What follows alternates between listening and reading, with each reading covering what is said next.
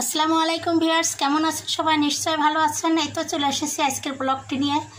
তা প্রথমে দেখতে পাচ্ছেন কই মাছ। তা আমি কই মাছ ফ্রাই করব, তার জন্য আমি 10 মিনিট লবণ হলুদ দিয়ে মাখিয়ে রেখেছি, যাতে করে এই যে মাছের এই যে গা এরকম কেটে কেটে দিয়েছি, এর ভিতরে লবণটা ঢুকে, মাখিয়ে রাখলে লবণ ভালো ভিতর ঢোকে এবং খেতেও ভালো লাগে। তা আমি এখন মাছগুলোকে ফ্রাই করে নেব। এই যে প্যানে তেল দিয়ে দিয়েছি, গরম হয়ে গিয়েছে। এখন আমি মাছগুলোকে আস্তে করে দিয়ে ফ্রাই করে নেব।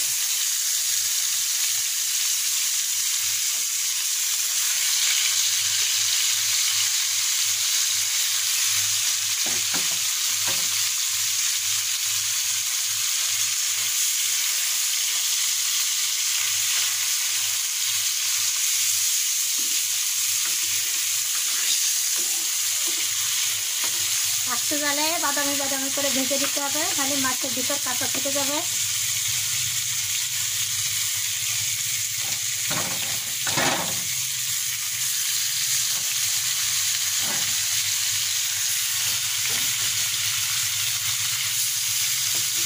একটা গায়ের সঙ্গে আর একটা গা মিশিয়ে দিতে হবে না, তাহলে লেগে যাবে, লেগে দিয়ে ভেঙে যাবে। একটু ফাঁকা ফাঁকা এরকম করে এই যে দিতে হবে। প্রত্যেকটা মাছ একটু ফাঁকা রেখেছি। এখন মাছগুলো বাদামি করে ভেজে উল্টে পাল্টে আমি ফিরে আসছি। ওই মাছগুলো বাদামি করে ভাজা হয়ে গিয়েছে। এবার পেঁয়াজ দিয়েছি, পেঁয়াজটা একটু বাদামি হলে মাছের সঙ্গে মিশিয়ে দিলেই হয়ে গেল আমার গরম গরম কই মাছ ভাজা। পেঁয়াজটাকে উল্টে পাল্টে একটু মিশিয়ে দেবো।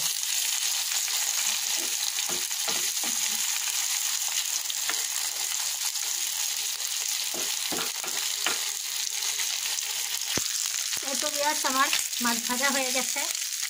ভিউয়ার্স, আমি এখন রান্না করবো এগুলো কচুর মুখী। তাই কচুর মুখী দিয়ে আমি রুই মাছের ঝোল তৈরি করব। তো এই যে এইভাবে আমি ছুলে নিচ্ছি। ছুলার একটা সহজ পদ্ধতি আপনাদের সঙ্গে শেয়ার করছি, কিভাবে সহজেই ছুলা যায়। ভিউয়ার্স, এটা একটা সহজ টিপ।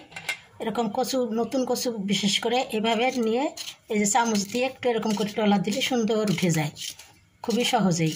তো এইভাবে সময়ও লাগবে না, আর কচুও নষ্ট হবে না। আর এমনি বটি দিয়ে ছিলতে গেলে অনেকগুলো কচু নষ্ট হয়ে যায়, আবার সিদ্ধ করলেও নষ্ট হয়ে যায়। সিদ্ধ করার স্বাদ আলাদা, এভাবে ছুলে খাওয়ার স্বাদ আলাদা। তো আপনারা এইভাবে ছুলে নিয়ে সহজেই রান্না করতে পারবেন এভাবে। তাহলে আমি সব কচুগুলো আমার যতটুকু প্রয়োজন আমি ছিলে নেব, নিয়ে তারপরে আমি ফিরে আসছি রুই মাছ দিয়ে রান্না করব। এই যে ছুলা হয়ে গেল, কত সহজেই, একটু কচু নষ্ট হলো না।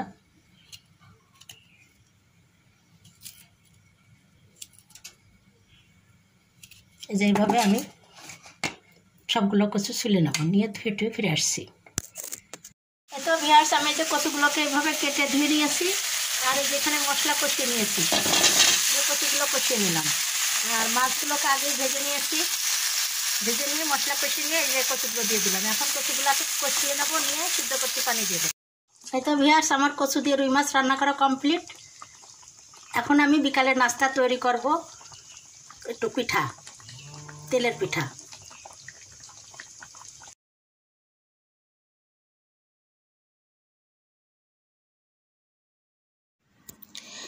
ভিউয়ার্স, এখন আমি পুরভরা সুজির ভাজা পিঠা তৈরি করব।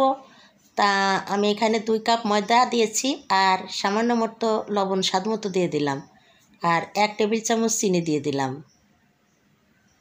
আর দিয়ে দেব সয়াবিন তেল 2 টেবিল চামচ।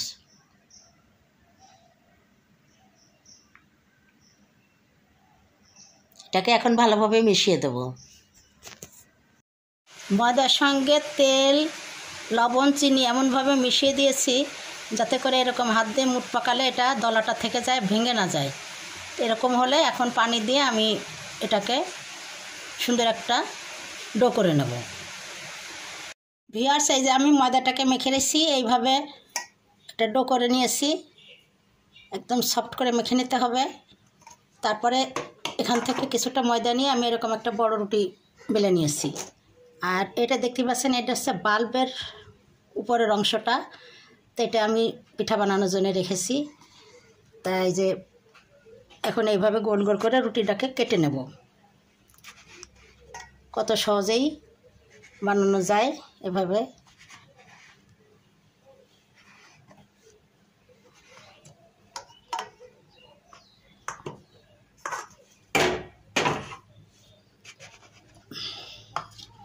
এভাবে কেটে নিয়েছি।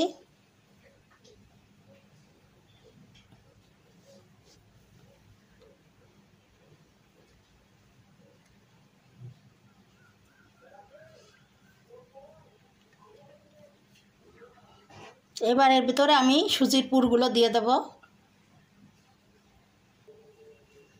এইভাবে প্রত্যেকটা পিঠার ভিতরে পুর দিয়ে দিয়েছি। এবার এভাবে জোড়ে নেব। দিয়ে মুখটা বন্ধ করে দেব।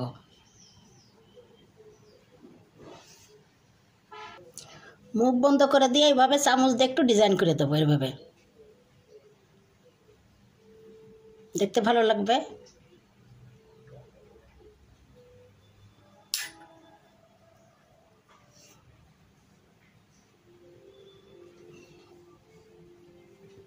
এইভাবে আমি প্রত্যেকটা এইভাবে বন্ধ করে নেব।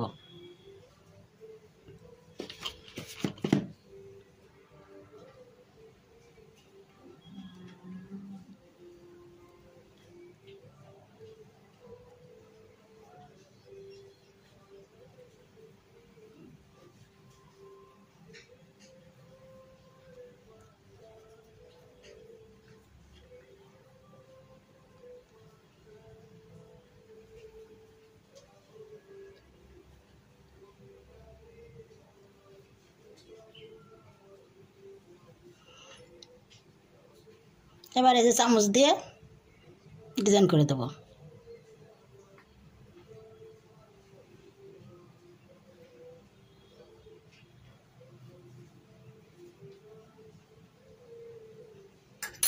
এভাবে আমি প্রত্যেকটা ডিজাইন করে সবগুলো বানিয়ে ফিরে আসছি। যে আমার পুরবরা পিঠাগুলো সব বানিয়ে নিয়েছি। দেখুন কত সুন্দর লাগছে দেখতে। এখন ভাজার পালা। এখন একটি কড়াইতে তেল গরম করতে দিয়েছি। তেলটা গরম হয়েছে। এখন পিঠাগুলো আমি দিয়ে ভেজে নেব।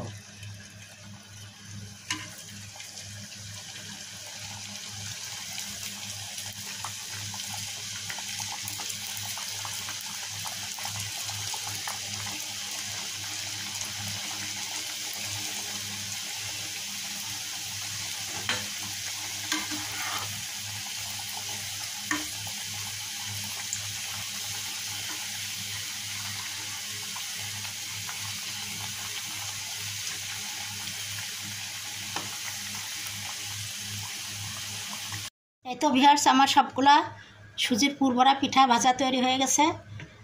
তো আশা করি আজকের আমার ভিডিওটি আপনাদের ভালো লেগেছে। আর ভালো লাগলে লাইক, কমেন্ট, শেয়ার ও সাবস্ক্রাইব করে আমার পাশে থাকবেন। আজকের মতো বিদায় নিচ্ছি। আল্লাহ হাফেজ।